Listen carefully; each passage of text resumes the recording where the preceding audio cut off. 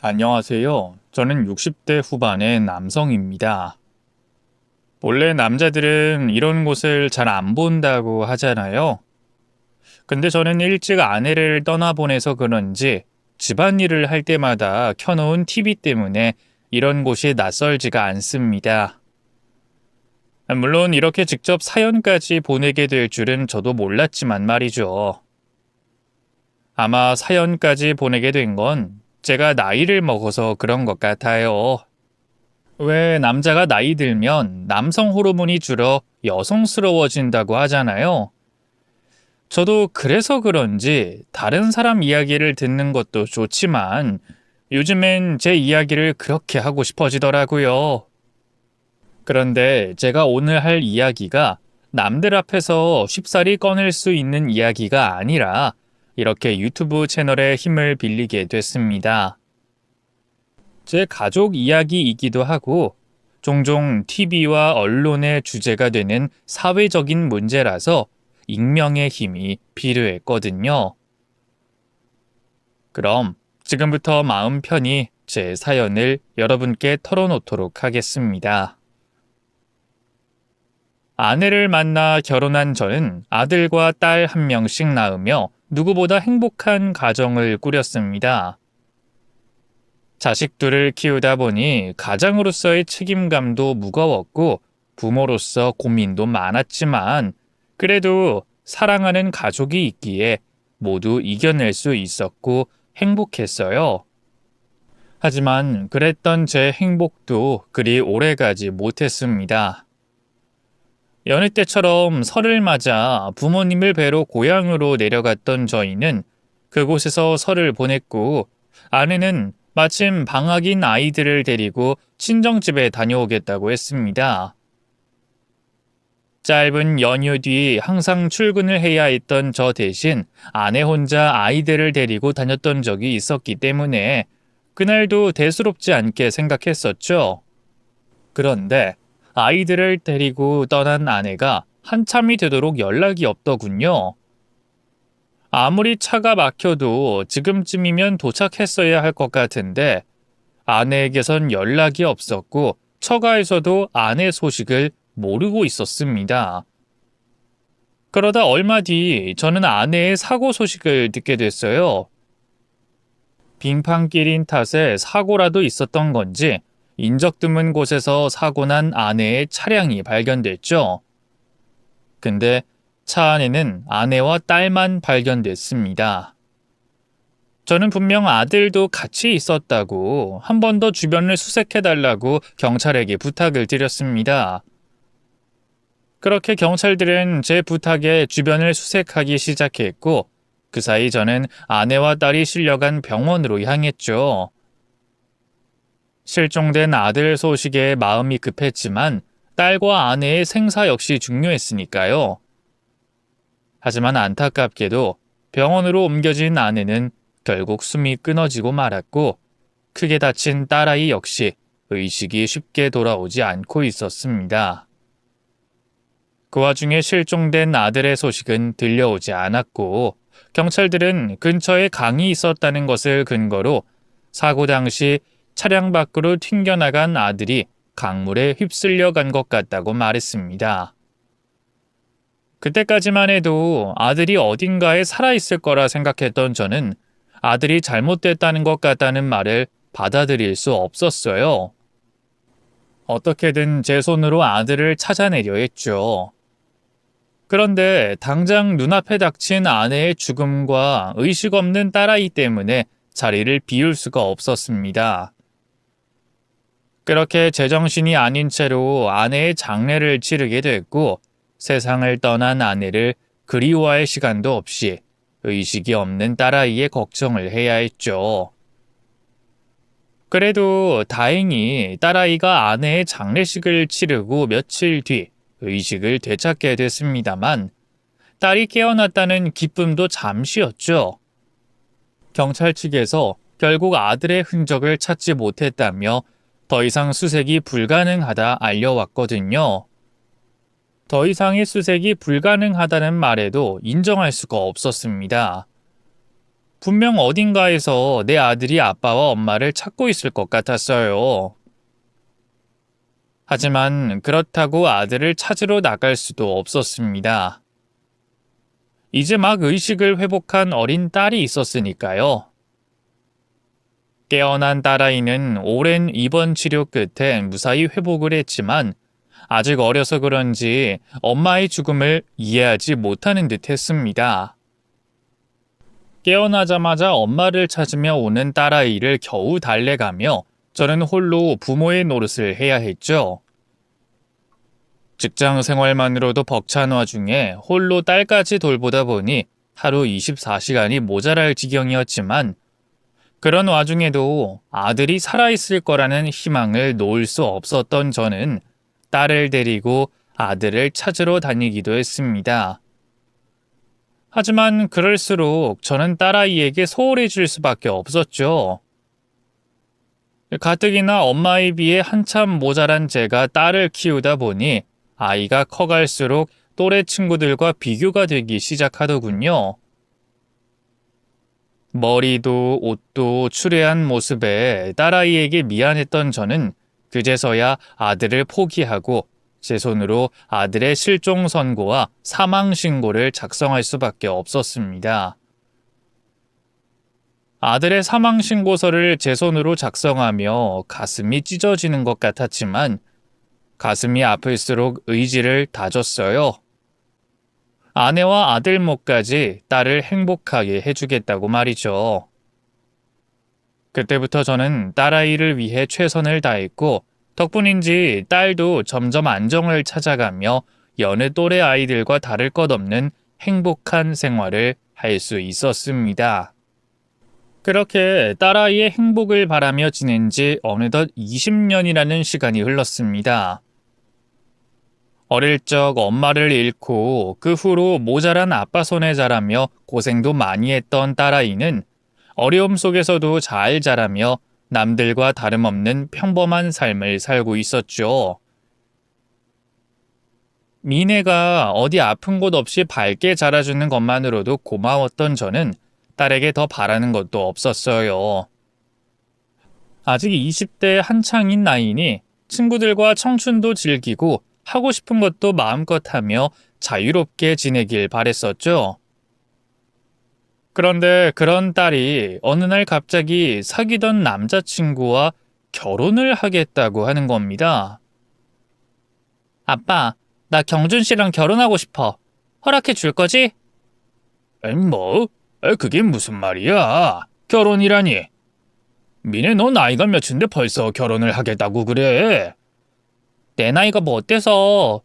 대학도 졸업했고 사회생활하면 이제 어른이지. 성인이면 다들 결혼할 수 있는 거 아니야? 법적으로 가능하다고 다 되는 게 아니잖아, 미네야.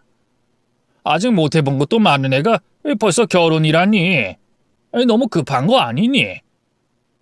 아빠는 잘 모르겠구나. 당시 딸아이는 이제 막 대학을 졸업한 사회초년생이었고 결혼을 하기에는 너무 이른 나이였습니다.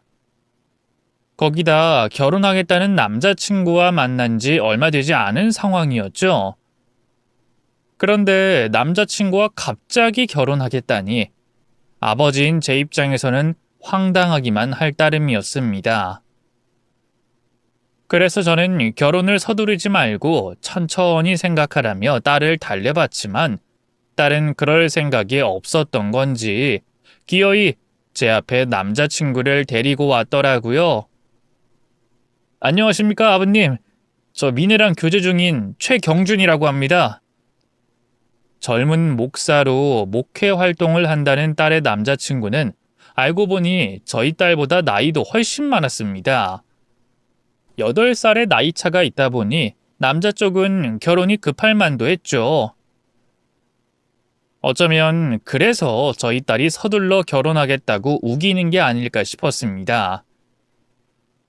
그래도 다행이라면 목사라서 그런지 사람은 선해 보였어요. 하지만 저는 목사라는 직업도 별로 마음에 들지 않았습니다. 경제적으로 여유도 없어 보였고 제가 무교라 잘은 모르지만 사모가 되면 교회 일로 이것저것 신경 쓸 일이 많다고 들었거든요. 또 교회 일을 하면서 남편 뒷바라지까지 해야 한다고 들은 적이 있어서 여러모로 딸이 힘들 것 같았습니다. 엄마 없이 어렵게 자란 딸이 평범한 남자를 만나 행복한 가정을 꾸리길 바랬던 저는 딸을 걱정하는 마음에 그 결혼을 반대할 수밖에 없었죠. 저는 미네를 설득해 보려 했지만 딸아이는 쉽게 고집을 꺾지 않았고 결국 저는 복잡한 마음에 딸의 남자친구를 찾아가게 됐습니다.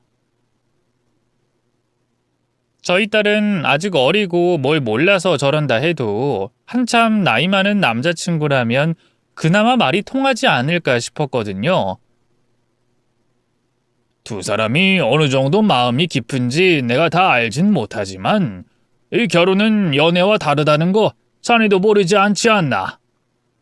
자네는 결혼이 급할 수도 있지만 미네는 아직 어리고 철이 없다네.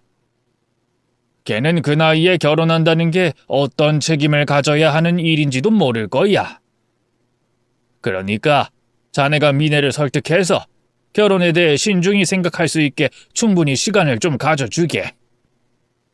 무슨 말씀이신진 충분히 이해했습니다. 미네가 저보다 한참 어리기도 하고 제 능력이나 여러 가지로 걱정이 많으시겠죠. 저도 미네를 위하는 마음은 진심이고요. 아버님 말씀 따르는 게 저나 미네한테 도움이 될 것 같으니 그렇게 하겠습니다.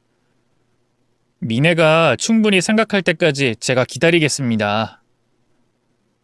다행히도 딸의 남자친구는 말이 좀 통하는 듯 보였고 제 부탁도 들어주겠다고 했습니다. 저는 그 말을 믿고 안심을 하고 있었죠.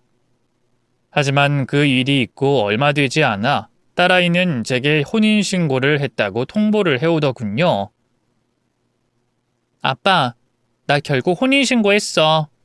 아빠가 걱정하고 반대하는 건 알겠지만 나도 다 큰 성인이고 이 정도는 내가 결정할 수 있는 일 같아. 혼인신고까지 한 상황에 더 이상 반대할 순 없잖아. 그러니까 이제는 아빠도 그냥 축하해줬으면 좋겠어. 아버님, 죄송합니다. 미네 고집이 하도 세서 제가 말릴 수가 없었습니다. 사위의 약속을 믿고 있던 저는 저 몰래 혼인신고를 했다는 말에 큰 배신감을 느낄 수밖에 없었습니다. 이렇게 내 뒤통수를 치나 싶어 사위가 괘씸했지만 이제 와서 혼인신고까지 한 두 사람을 떨어뜨려 놓을 수도 없는 마당이었어요. 마지못해 사위를 인정할 수밖에 없었습니다. 이왕 이렇게 된 거 딸이 그토록 원하던 결혼을 하고 행복하게 살길 바랬죠. 그런데 결혼식을 준비하던 중 저는 또 한 번 사위에 대해 몰랐던 것을 알게 됐습니다. 혼인신고를 먼저 하게 됐지만 이제라도 정식으로 갖출 건 갖춰야 할 것 같아 상견례를 하고 결혼식을 올리려고 했더니 그제서야 사위가 자신이 고아라는 것을 밝힌 겁니다. 아니 어떻게 그런 걸 속일 수가 있나? 자네 처음부터 날 농락한 거야? 분명 미네를 위해서 충분히 시간을 가져달라고 부탁했을 때도 알아들었다 해놓고 때때문 혼인신고했다면 날 찾아오고 이제는 사실 고아였다고? 지금 내가 이 말을 어떻게 받아들여야 하는 건가? 정말 죄송합니다. 저도 거짓말을 하려던 건 아니었는데 장인어른께서 가뜩이나 저를 못마땅해 하시는 와중에 고아라는 얘기까지 듣게 되시면 절 절대 인정하지 않으실 것 같았습니다. 그래서 사실대로 말하기 어려워서 얘기를 못 드렸던 것뿐입니다. 하지만 절대로 장인어른을 속이려는 생각은 아니었습니다. 제가 반대할까 싶어 두려움에 차마 말하지 못했다는 사위의 말에 저는 무슨 말을 할 수 없었습니다. 딸아이는 이미 알고 있었다니 이제 와서 두 사람이 이 일로 헤어질 것도 아닌 것 같았죠. 결국 결혼식은 사위가 운영하는 교회에서 소박하게 치러지게 됐어요. 이후 저는 어떻게든 사위를 좋게 이해해 보려고 했지만 이후에도 사위는 자꾸만 절 실망시키기만 했습니다. 결혼해서 내 딸 데려갔으면 가장으로서 책임을 다해야 할 텐데 자꾸만 이런저런 핑계로 제게 손을 벌리더군요. 거기다 딸을 통해서 무교인 저를 전도하려고 하고 죽은 아내와 아들의 제사를 지내는 제게 참견하기까지 했습니다. 아버님, 사위가 목사인데 어떻게 제사를 지내시겠다고. 제사는 미신적인 거예요. 우상 숭배하지 마시고 주님께 의지하셔야죠. 이런다고 해서 돌아가신 장모님이 좋아하시겠어요? 차라리 회개하고 천국에 가시도록 기도해 드려야죠. 갑자기 생긴 새 식구가 제 인생에 과하게 참견을 하는 것이 불편했던 저는 사위를 멀리하게 됐고 웬만하면 딸만 따로 보고 지내려 했습니다. 그런데 어느 날 딸아이가 사위에게 법적 문제가 생겼다며 제게 도움을 구하더군요. 남편 일로 큰 돈을 요구하고 심지어 생활비까지 없어 허덕이는 딸의 모습에 저는 너무 화가 났습니다. 이렇게 고생시키려고 애지중지 키웠던 딸이 아닌데 결혼 전보다 못하게 사는 딸의 형편에 저는 사위를 불러 크게 야단을 칠 수밖에 없었죠. 자네는 생각이 있는 건가 없는 건가? 남의 귀한 딸 데려갔으면 고생이라도 시키지 말아야지. 대체 어쩌고 다니길래 내 딸이 자꾸 나한테 와서 손을 벌리게 해? 자네 이러려고 내 딸 데려갔나? 이럴 거면 반대할 때 포기했어야지. 사위에게 실망이 컸던 저는 그렇게까지 얘기를 하면 사위가 정신을 차릴 거라 생각했습니다. 그런데 몇 달 만에 찾아온 사위는 제게 또다시 도움을 구하더군요. 장인어른, 이번 한 번만 도와주시면 다신 이런 부탁드리지 않겠습니다. 저희한테 정말 좋은 기회가 왔거든요. 미국으로 가기만 하면 금방 자리 잡을 거고 저도 더 이상 미네 고생시키지 않을 겁니다. 사위는 좋은 인연으로 미국에 있는 한인 교회로 가게 됐다며 제게 마지막 도움을 구했습니다. 마지막이라며 또 제게 돈을 부탁하는 사위가 못마땅했지만 그래도 딸 때문에 어쩔 수 없이 돈을 마련해 줄 수밖에 없었죠.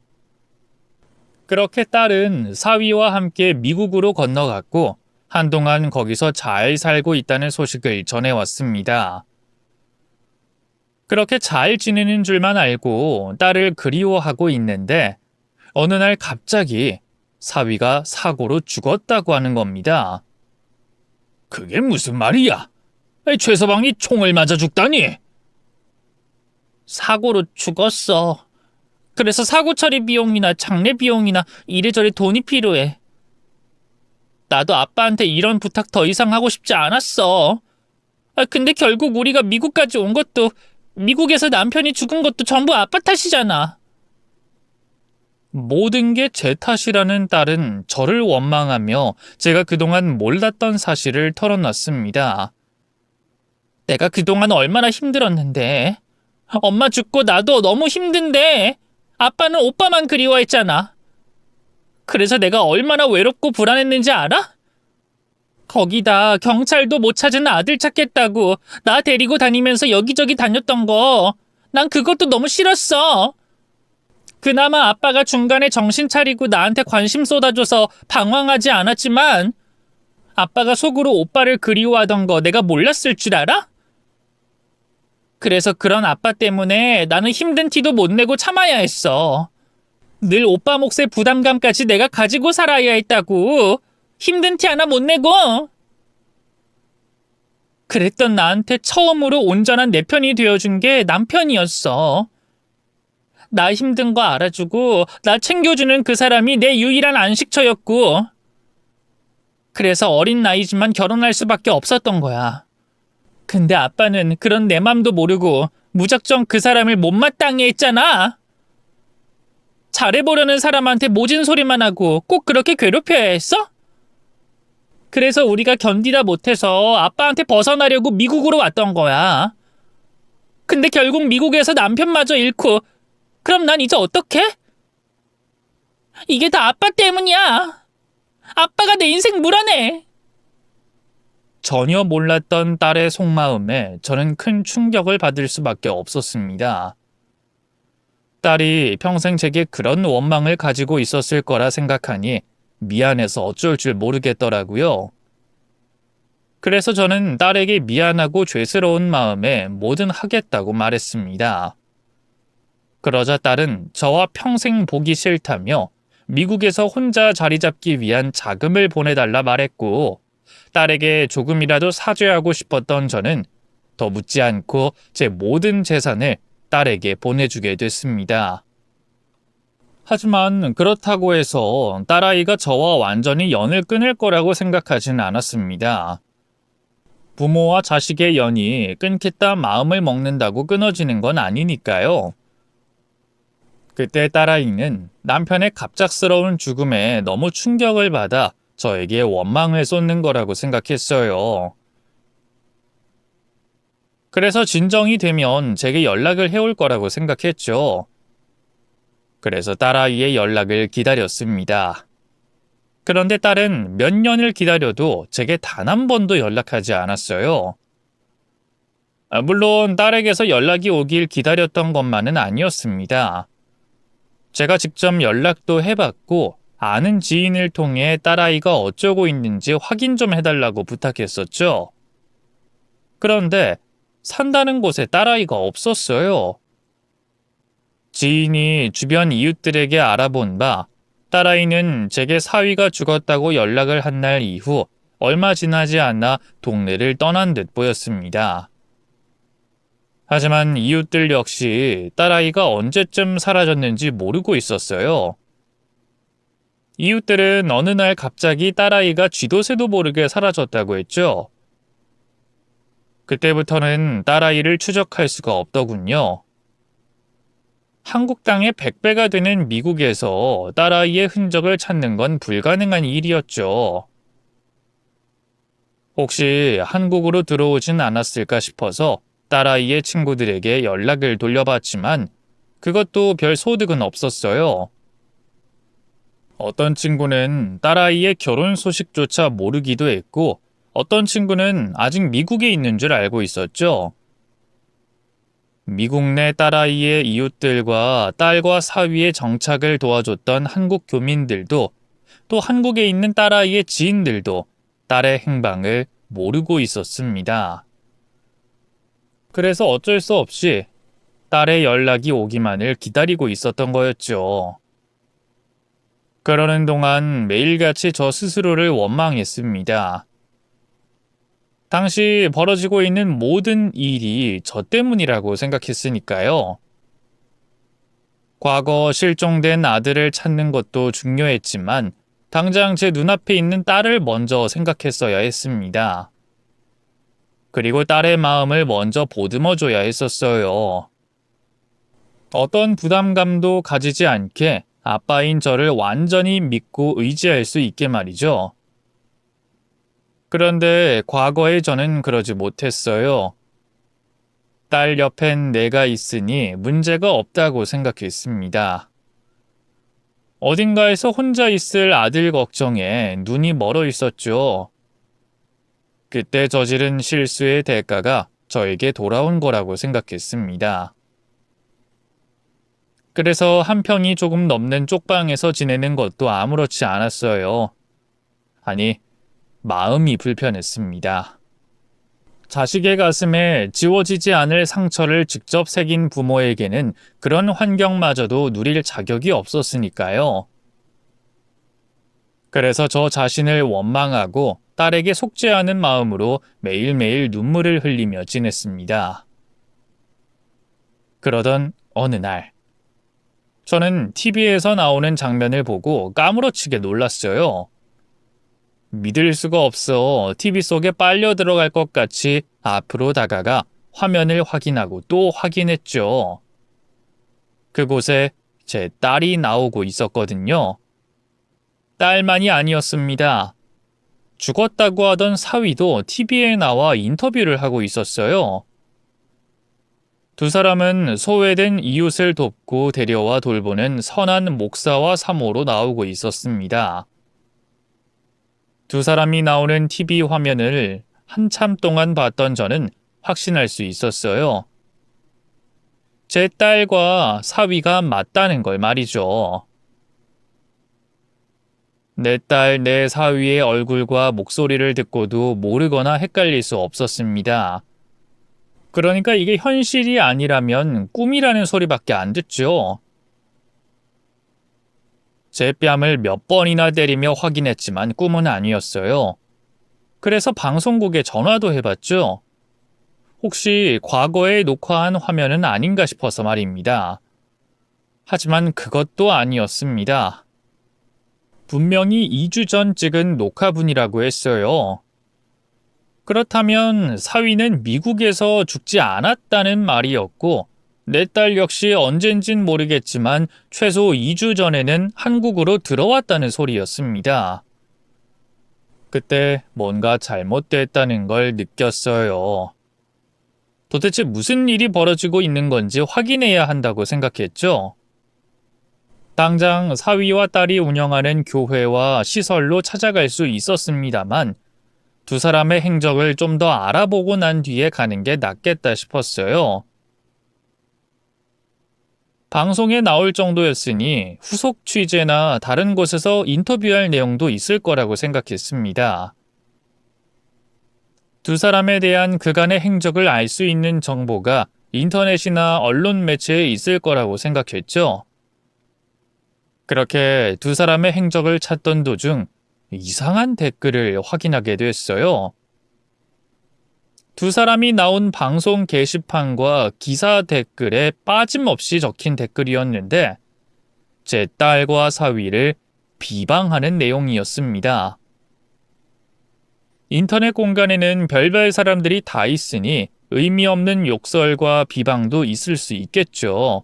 그런데 그런 이상한 사람으로 취급하기엔 댓글의 내용이 의미심장했습니다. 두 사람에 대해 잘 알고 있고 피해를 입어 원한을 가진 듯 느껴졌죠. 그래서 혹시나 싶어 그 사람이 적은 댓글마다 또 이메일과 쪽지로 두 사람 관련해서 이야기를 나누고 싶다며 연락했어요. 그 사람 측에서 곧바로 만나자는 대답이 왔고요. 다음날 그 댓글의 주인공을 만나게 됐습니다. 제 딸과 사위에 대한 비방과 욕설을 쓴 사람은 중년의 아주머니셨어요. 그 아주머니는 자신을 제 사위의 교회에 다니던 신자라고 했습니다. 사위가 교회를 처음 열었을 때부터 다녔던 신도였다고 했죠.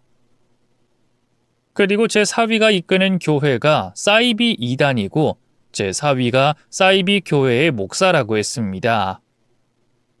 그때부터 놀라운 이야기가 시작됐죠. 사이비라고요? 그럴 리가 없는데.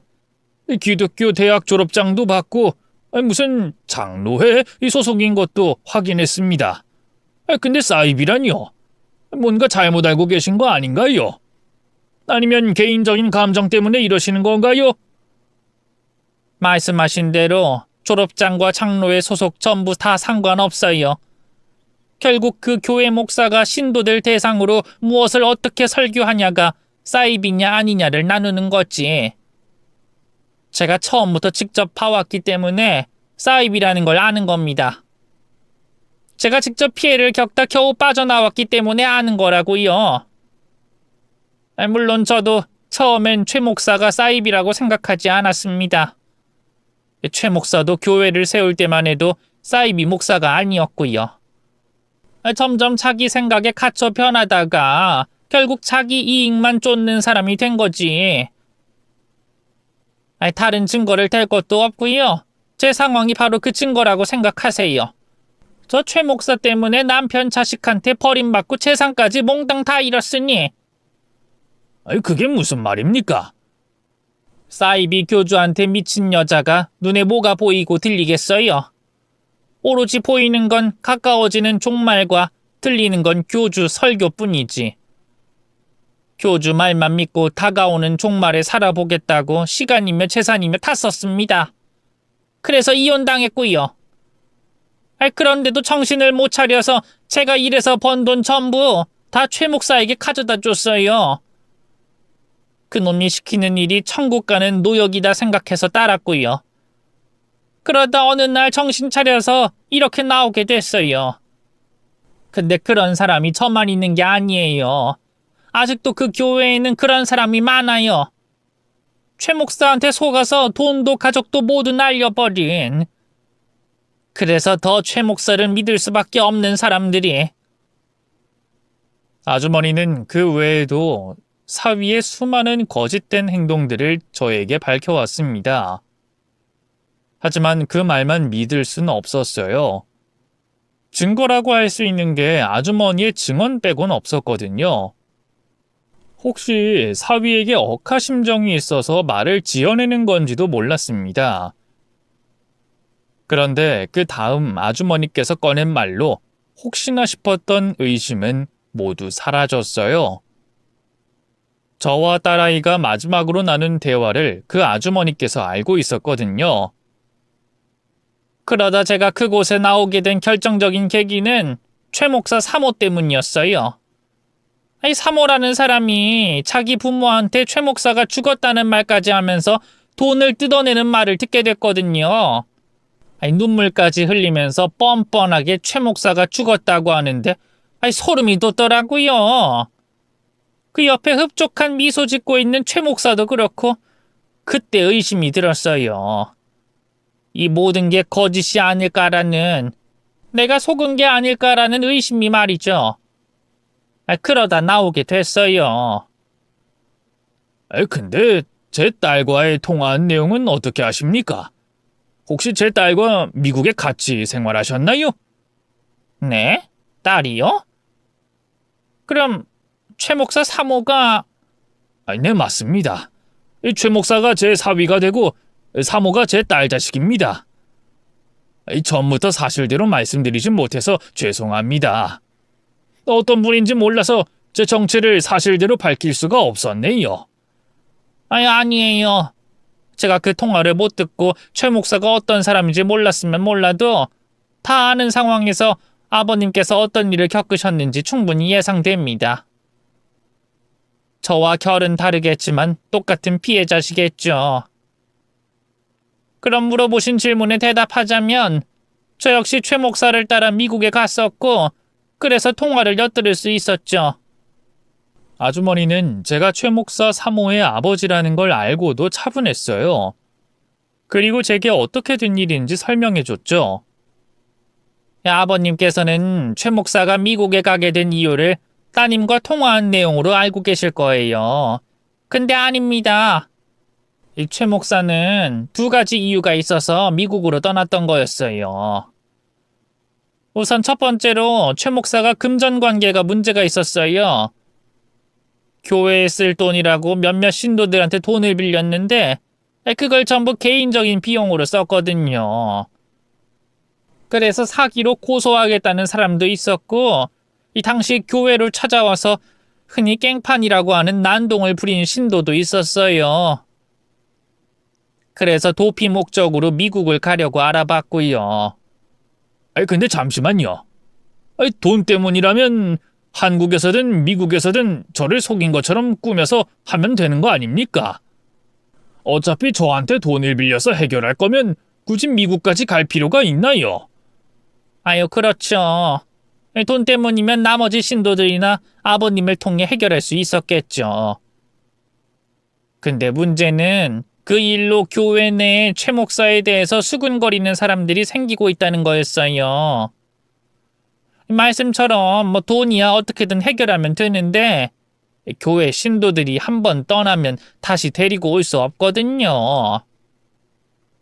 그때는 지금처럼 신도들이 많은 편도 아니어서 신도 한 명 한 명이 큰 돈줄이자 생명줄이었어요.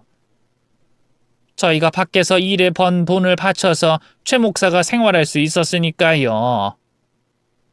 그래서 금전적인 문제에서 도피하고자 의심이 싹트고 있는 신도들의 믿음을 다시 한번 확고히 하고자 또 거짓 예언을 한 거예요. 미국으로 가서 우리들만의 지상 낙원을 만들어야 한다고. 다가올 종말에 살아남을 수 있는 땅이 미국에 있다면서 말이죠. 아버님께서 듣기엔 허무맹랑한 소리로 들리시겠지만 하루 종일 심판의 날이라는 세상의 종말을 두려워하는 저희에게는 그 말이 유일한 살 길이고 빛으로 보였습니다. 그래서 많은 신도들이 미국으로 갈 준비를 했어요. 형편이나 개인적인 사정으로 바로 오지 못하는 신도들은 남아서 최 목사의 경제적인 부분을 돕다 넘어가기로 했고요. 어쨌든 최 목사는 그래서 떠난 겁니다. 금전적인 문제랑 교회 내부의 문제를 해결하기 위해서. 근데 미국에서도 최 목사 계획대로 일이 풀리지 않았어요. 연고가 없는 곳에서 목회 일은 하는 건 쉽지 않은 일이었으니까요. 그때부터 최 목사와 따님이 이상한 계획을 세우더라고요. 저야 언뜻 들어서 처음엔 잘 몰랐지만 나중에 통화를 듣게 돼서 알게 된 거죠. 아까도 말했듯이 그때 뭔가 내가 잘못된 행동을 하고 있다는 걸 깨달았습니다. 자기 아내한테 거짓말을 시키고 장인한테 자신을 죽었다고 말하는 사람이 과연 믿을 수 있는 사람인가 말이죠. 그러다 이전에 있었던 일들을 다시 되짚어보게 됐어요. 그랬더니 매번 종말에 대한 최 목사의 말이 바뀌고 교회가 아닌 자신한테 쓸 돈을 끝없이 요구한다는 걸 알겠더라고요. 제가 속았다는 것도 말이죠. 사위에 대한 의심이 확신으로 바뀐 아주머니께서는 아무것도 남지 않은 자신의 모습을 보고 크게 절망했다고 하셨습니다. 그리고 최대한 빨리 제 사위에게 벗어나야 된다고 생각하셨다고 했죠. 그래서 사위와 딸이 관리하던 돈을 훔쳐 비행기표를 구해 한국으로 돌아왔다고 했습니다. 이후 한동안은 친정 가족들과 지내며 마음의 안정을 찾았다고 했어요. 그러다 같은 신도였던 사람에게 제 사위와 딸이 한국으로 들어와 다시 교회를 운영한다는 걸 알게 됐다고 했죠. 그때부터 사람들에게 두 사람의 진실을 알리기 위해 행동했다고 합니다. 하지만 누구도 자신의 말에 귀를 기울여 주지 않았다고 했어요. 직접 사위의 교회 앞으로 찾아가 진실을 알리기 위한 시위를 해보기도 했지만 신도들의 제지를 당했고 되려 명예훼손으로 고소를 당했다고 했습니다. 하지만 지금까지도 온라인과 오프라인을 구분하지 않고 사위에 대한 진실을 알리고 비난을 하고 있다 말했어요. 그렇게 모든 설명을 듣고 사실을 마주하게 됐던 저는 분노할 수밖에 없었습니다. 사위와 딸이 처음부터 작정하고 저를 속였다는 생각에 말이죠. 그런데 그때 아주머니께서 오해하는 게 있다며 제게 진정하라고 했습니다. 잠깐만요. 뭔가 오해를 하시는 것 같은데 그 따님은 처음부터 아버님을 속일 생각이 없었을 거예요. 그 따님도 최 목사한테 당한 피해자라고요. 따님이 최 목사의 아내긴 하지만 최 목사와 같은 삶을 살고 있진 않아요. 따님도 자기의 의지 없이 최 목사가 시키는 일만 하면서 산다고요. 말도 안 되는 요구에도 거절 한 번 없이 있는 걸 봐서는 보통의 부부관계는 아닐 거예요. 또 최 목사 그 인간을 생각하면 분명히 세뇌된 상태가 맞을 거라고요. 딸아이가 세뇌를 당했다면, 그래서 사위가 시키는 대로 움직인다면 얘기가 달라졌습니다. 딸아이를 무사히 구해내야 했죠. 그러려면 사위와 딸을 떨어뜨려야 했어요. 두 사람 중 한 명을 교도소에 보내더라도 말이죠. 그래서 법적인 도움을 받을 수 있을까 싶었는데 친족 상도례라는 법 때문에 뭘 할 수가 없더라고요. 결국 남은 방법은 정면 돌파뿐이었습니다. 딸에게 진실을 들려주고 사이비 교주인 사위에게 속고 있다는 걸 깨닫게 해줘야 했죠. 그래서 제가 직접 발로 뛰며 사위에게 속고 있다는 증거와 증언을 모았습니다. 사위의 교회에서 직접적으로 피해를 당한 신도들과 간접적인 피해를 본 피해자 가족들을 만나면서 말이죠.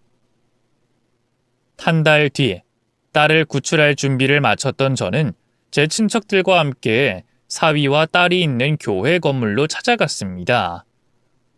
그리고 그곳에서 아주 오랜만에 제 딸과 미국에서 죽었다던 사위를 마주하게 됐죠. 두 사람은 갑작스러운 제 등장에 많이 놀란 듯 보였어요. 교회를 찾아온 저를 보고 마치 귀신이라도 본 것처럼 기겁을 했죠. 저는 놀라고 있는 사위에게 향했고 친척들은 딸에게 다가갔습니다. 그리곤 친척들이 딸아이를 붙잡아 두고 있는 틈을 타 사위놈의 귀싸대기를 후려 갈겼죠. 미국에서 총 맞아 죽었다는 놈이 어떻게 여기 멀쩡히 살아있는 거냐? 네가 네 신도들한테 말하는 것처럼 죽었다가 살아나기라도 한 거야? 네가 진짜 재림 예수라도 된 거야? 아버님, 여긴 어떻게... 여길 어떻게? 너희들이 나 잡아달라 방송 나오고 인터뷰하는데 내가 어떻게 모를 수가 있겠어? 그나저나 전에 내가 하는 말에 대답이나 하지 그래? 총 맞아 죽었다던 놈이 어떻게 살아났는지? 그게... 정말 죽을 뻔했습니다. 의사도 살아날 가능성이 없다고 단언할 정도였다고요. 그래? 그럼 어디 그 죽을 뻔했다던 상처 좀 볼까? 죽다 살아났다고 한들 총을 맞았다면 몸 어딘가 구멍 났을 거 아니야? 그럼 그 상처가 남아있을 테고. 네? 그러려면 제가 옷을 벗어야 해서요. 우선 옷을 좀 벗게 좀 놔주시죠. 왜? 내가 놓는 순간 도망치려고? 네 아내가 저기 있는데 너 혼자 도망치겠다고? 미친놈! 어디 끝까지 내 앞에서 거짓말을 하려고 해? 내가 네 뱀 같은 혓바닥에 놀아날 줄 알았어? 네 놈의 어설픈 거짓말에 속을 줄 알았냐고? 뻔뻔한 새끼! 어떻게 얼굴색 하나 안 변하고 거짓말을 해? 그래, 어디 끝까지 거짓말 해봐라. 거짓말하는 네 놈 입이 버틸지 네 주먹이 버틸지 한번 끝까지 해보자고.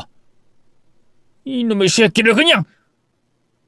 그때부터 제 일방적인 폭력이 시작됐습니다. 사위라는 놈의 뺨을 때리고 바닥에 패대기 치고 구둣발로 짓밟았죠. 그러자 친척들에게 붙잡혔던 딸아이가 격한 반응을 보였어요. 아빠 지금 뭐 하는 짓이야? 그 사람을 왜 때려? 그 사람 잘못 없어. 잘못이 있다면 모두 내 잘못이라고. 하지 마. 하지 말란 말이야. 미네야, 너 이 녀석한테 속은 거야. 아빠 다 알고 왔어. 이 녀석이 어떤 녀석인지 다 알고 왔다고. 미네, 너도 아주 모르는 거 아니잖아. 이 녀석 사이비 사자라는 거 너도 보고 들은 게 있어서 알잖아. 세뇌당해서 판단은 잘 안 서겠지만 너도 분명 알고 있어. 이 녀석이 한 말이 다 거짓이라는 걸. 미네야, 제발 모든 걸 객관적으로 생각해봐, 응? 무슨 말도 안 되는 소리야. 아빠 사탄 들렸어? 세뇌고 거짓말이고 다 무슨 말이냐고. 경준씨 때리지 마. 때리지 말라고. 제 앞에서 뻔뻔하게 거짓말하는 사위를 보면 딸아이가 자신이 속았다는 걸 느끼지 않을까 작은 기대를 가졌습니다만 헛된 기대였어요. 사위에게 세뇌를 당한 딸에게는 제가 자기들을 이유 없이 괴롭히는 악마였죠. 저는 딸과 무의미한 입씨름을 할 수 없었습니다. 사위 녀석을 패 죽여서라도 딸의 세뇌를 풀 수 있게 해야 됐죠. 너 이 새끼! 내 딸을 저지경으로 만들어? 네가 그러고도 무사할 줄 알아? 너 오늘 내 딸에게 건 세뇌 풀지 않으면 그날로 끝인 거야. 미국에서 총 맞아 죽었다고 말했던 것처럼 내가 정말 세상 하직하게 만들어 줄 테니까 무슨 수를 써서라도 내 딸 정상으로 돌려놔. 알겠어? 아버님, 무슨 오해가 있으신 것 같습니다. 정말 아니에요. 제가 다 설명할게요. 그러니 진정하시고 앉아서 대화하시죠. 네? 네가 또 그렇게 나오겠다는 거지? 그럼 나도 어쩔 수 없지. 아버님, 잠시만요. 잠시만요. 저는 아직 정신을 못 차린 듯한 사위놈에게 또다시 주먹과 발을 썼습니다. 그때는 좀 전보다 더 힘이 실렸어요. 세뇌를 당한 딸의 모습을 직접 확인하게 되니 미칠 것만 같아서 말이죠. 그렇게 한참을 사위 녀석을 패고 있던 중이었는데 갑자기 여러 명의 사람이 문을 열고 들어왔습니다. 교회 신도로 보이는 사람들은 저에게 맡고 있는 사위 모습에 깜짝 놀라며 경찰에 신고하려고 했어요. 경찰이 개입된다면 제가 불리할 게 뻔했습니다. 세뇌를 당한 딸과 사위의 신도들은 제게 불리한 증언만 할 테니까요. 경찰을 부르게 할 순 없었어요. 이런 식으로 끝낼 수 없던 저는 사위를 협박해 경찰 신고를 못하게 하고 신도들을 물으라고 했습니다. 경찰에 신고 못하게 해. 어서! 경찰 오면 나도 내가 가진 증거와 증언들 싹 다 뿌려버린다. 내가 아무것도 없이 무작정 이곳에 쳐들어온 줄 알아? 너 때문에 가족 잃고 돈 잃고 건강까지 잃었다는 사람들 다 찾았어.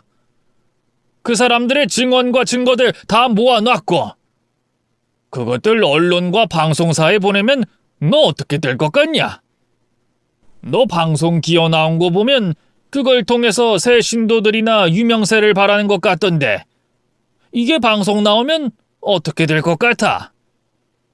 너 완전히 매장되는 거다. 그때 되면 죽은 척하고 숨어 있어도 아니면 또 미국으로 간다고 해도 쉽게 안 끝나. 알아?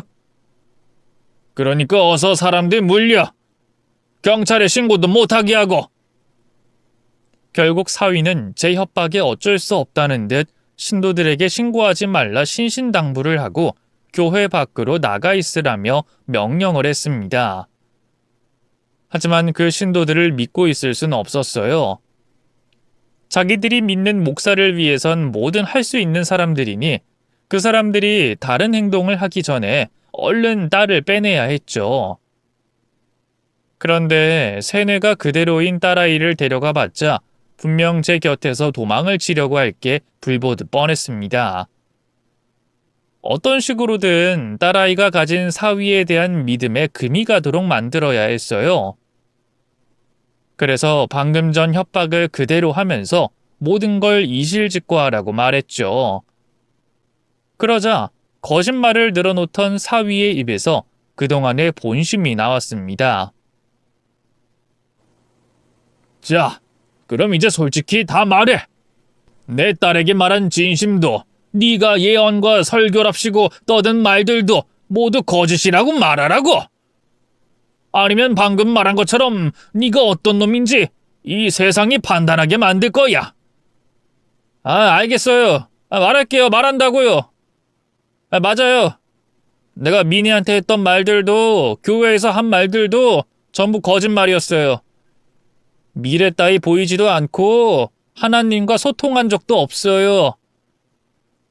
내가 장애나 병을 낫겠다고 간증한 사람들도 전부 돈으로 고용했던 사람이에요.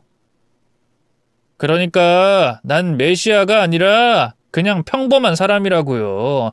어떤 능력도 없는 사람. 이러면 된 거죠?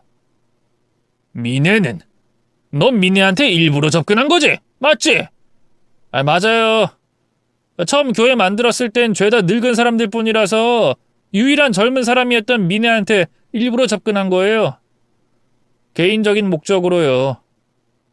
근데 미네한테 마음속 상처가 있길래 생각보다 더 쉽게 다가갈 수 있었고 뭐 저 아니면 안 되게 뒤에서 조종했어요. 결혼도 혼인신고도. 미국에 가서 아버님께 돈 달라고 한 것도 전부 제가 시킨 거예요. 그러니까 처음부터 미네가 좋아서 뭐 사랑해서 접근하고 결혼한 게 아니에요. 처음엔 그냥 연애 목적으로 여자가 필요했고 신도가 많아지면서 더 신뢰가 가도록 아내가 필요했어요. 내가 교회 바깥 일을 하면 안쪽 일을 해줄 목사 사모가. 아버님, 이제 된 거죠? 저 아버님께서 하라고 말씀하신 대로 다 했습니다. 그러니까 그 증거들 언론에 뿌리지 않겠다고 약속해 주세요. 네? 제가 돈으로 갚겠습니다. 미네하고 아버님 관계도 제가 회복될 수 있게 도울게요. 그러니까 제발 그것만은. 사위 입에서 그간 모든 것이 거짓이라는 말이 나오는 동안 저는 딸의 반응을 보고 있었어요. 이렇게까지 하면 딸도 현실을 깨닫지 않을까 싶어서 말이죠. 하지만 이번에도 딸의 닫힌 마음의 문을 여는데 실패했습니다. 되려 저에게 사위를 협박해 거짓 자백을 하게 만들었다며 화를 내더라고요. 당장 우리 남편 안 풀어줘? 당신이 그러고도 아빠야?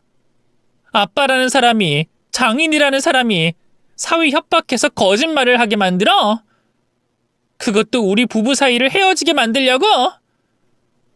당신은 내가 행복한 꼴을 못 보지? 내가 행복하면 분해 죽겠지? 이 악마 같은 인간아!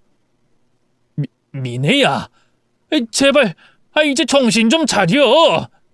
저놈이 자기 입으로 다 말하고 있잖아. 모두 다 거짓이라고. 근데 도대체 왜? 야, 너 내 인생 망치려고 작정했어? 내가 거짓말이라고 하잖아. 너 사랑한 적 없다고 하잖아. 그럼 그 말 믿고 조용히 네 아버지 따라갈 것이지. 왜 네 마음대로 판단하고 고집을 부려? 얼른 가. 꺼지라고. 여보, 당신 왜 그래? 지금 이 순간을 모면하려고 이러는 거야? 그러는 거지? 맞지? 아이씨, 정말 진짜라고. 내 말 좀 믿으라고.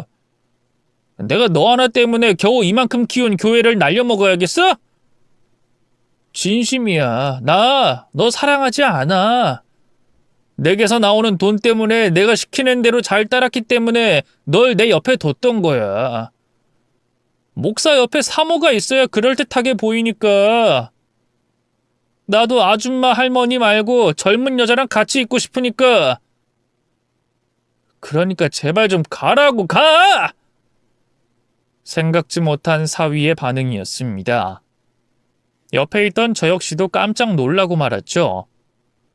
이제 얻을 건 다 얻어서 딸이 필요치 않은지 아니면 딸을 데리고 있다가 저로 인해 잃을 게 더 많다고 생각했는지 사위는 제 딸에게 자기 곁을 떠나라고 했어요. 화를 내면서 말이죠. 그런 이기적인 사위의 모습은 이제까지 어떤 말에도 끄떡없었던 딸에게도 꽤 큰 충격을 줬습니다. 한눈에 봐도 충격을 받은 얼굴을 하곤 어떤 말도 행동도 하지 않은 채 완전히 얼어 있었죠. 이쯤이면 됐다 싶었습니다. 더 시간을 끌 필요도 없고 사위가 다른 헛소리로 제 딸을 꼬드기기 전에 그곳을 떠나려고 했죠. 그런데 지레 겁을 먹고 있던 사위가 다시 한번 뜻밖의 소리를 하는 겁니다. 제가 준 돈의 일부를 돌려주겠다면서 말이죠. 아버님, 이 정도면 되지 않았습니까?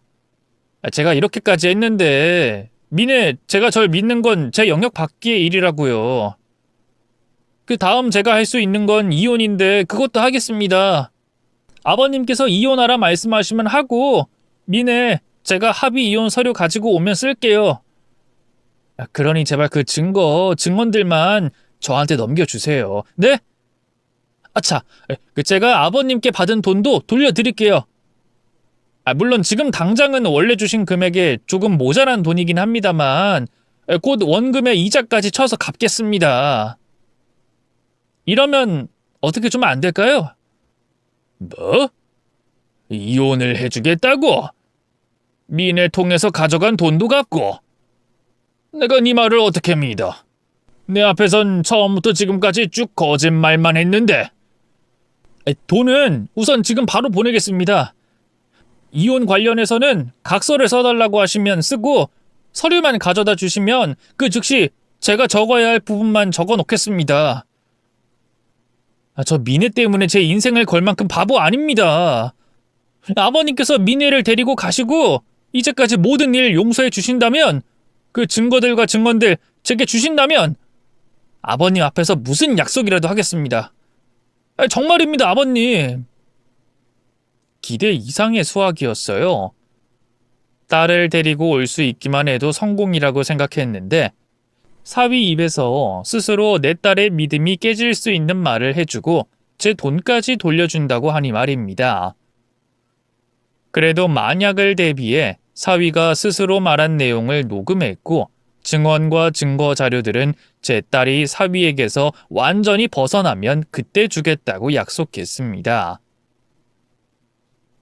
그리곤 충격을 받은 딸아이가 정신을 차리기 전에 그곳에서 데리고 나왔죠.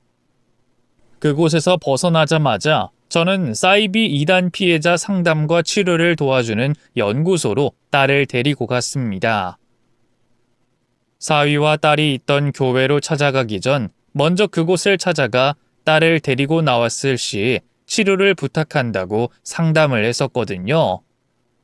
그날을 시작으로 딸아이는 자신의 남편이 걸어놓은 세뇌에서 빠져나오기 위해 힘든 치료를 받게 됐습니다. 당연히 쉽지 않았어요. 안 그래도 맹목적인 믿음을 푸는 건 어려운 일인데 딸의 경우 남편이자 종교 지도자였던 사위로 인해 종교적 가치관뿐만 아니라 기본적 사고방식에도 세뇌가 돼 있었거든요. 하지만 정말 다행히도 사위가 딸에게 했던 마지막 행동이 그 단단한 세뇌를 풀 수 있는 열쇠가 되줬습니다. 비록 시간이 오래 걸렸지만 결국엔 사위를 만나기 전 딸로 돌아와 줬죠. 그리고 치료가 다 되고 나서야 딸아이는 사위와 이혼할 수 있었습니다. 저도 약속대로 사위에게 모든 증거와 증언을 넘겨줬죠. 이후 딸아이는 제게 큰 잘못을 했다며 항상 미안해했습니다. 하지만 오히려 제가 딸에게 더 미안했죠. 엄마와 오빠를 잃어 힘들어하는 딸을 살피지 못해서 이런 일이 발생했다고 생각했으니까요. 그렇게 저는 딸에게, 딸은 저에게, 서로가 서로에게 미안해하며 그간 생겼던 상처를 보듬어 갔습니다. 또 우리 두 사람 모두 같은 실수를 저지르지 않겠다고 자기 자신에게 약속을 했죠. 그러고 살다 보니 지난 일들로 인해 상처가 됐던 기억들이 점점 희미해져 갔어요. 나중엔 서로의 마음속에 어떠한 서운한 점도 없는 사이가 됐죠. 그리고 그 일이 있고 시간이 꽤 오래 지난 지금은 우리 부녀 각자 행복한 삶을 살고 있습니다. 딸은 좋은 남자와 결혼을 했고요. 지금은 아이 둘이 있는 애엄마가 됐습니다. 저는 손자, 손녀들 재롱에 하루가 어떻게 흘러가는지 모르는 할아버지가 됐고요. 지금이 너무 행복해서 그런지 오늘 여러분께 설명한 일을 가끔가다 떠올릴 때면 마치 꿈 같았다는 생각을 해요. 그러다 혹시 일이 잘못됐다면 저와 딸이 어떤 삶을 살고 있을까라는 생각에 소름이 돋기도 하고요. 그럴 때마다 지금의 행복을 다시금 확인하고 감사해하고 있습니다. 딸이 다시 돌아와 준 것도 말이죠. 그 사이비 교주였던 사위에 대해서 궁금해하실 분들이 있을 것 같아 제가 아는 만큼 적어보자면 이 사위는 제 딸과 이혼하고 얼마 지나지 않아 고소를 당했습니다. 제가 만나고 다녔던 피해자분들에게 말이죠. 사실 저와 피해자분들 사이에 입을 맞췄거든요. 제 딸의 세뇌를 풀고 이혼을 하고 난 뒤에 피해자분들께서 고소를 하기로 말이죠. 그 일로 사이비 목사였던 사위는 사기와 협박 등의 혐의로 징역을 살고 나온 걸로 알고 있어요. 그 이후로는 어떻게 살고 있는지 모르겠네요. 아마 지금까지도 비슷한 사기 행각을 하고 있지 않을까 싶습니다. 요즘에 TV에 종종 나오는 사이비 사건들을 보면 말이죠. 옛날이나 지금이나 그런 존재들은 우리들 주변에 항상 존재하는 것 같아요. 그러니 우리 스스로의 마음이 단단해야 한다고 생각합니다. 그런 존재들이 우리를 홀릴 수 없도록 말이죠. 여기 계신 모든 분들도 다른 사람의 일이라고 생각하지 마시고 항상 조심하시길 바라며 저는 사연을 마무리하겠습니다. 읽어주셔서 감사드리고요. 다들 건강하세요.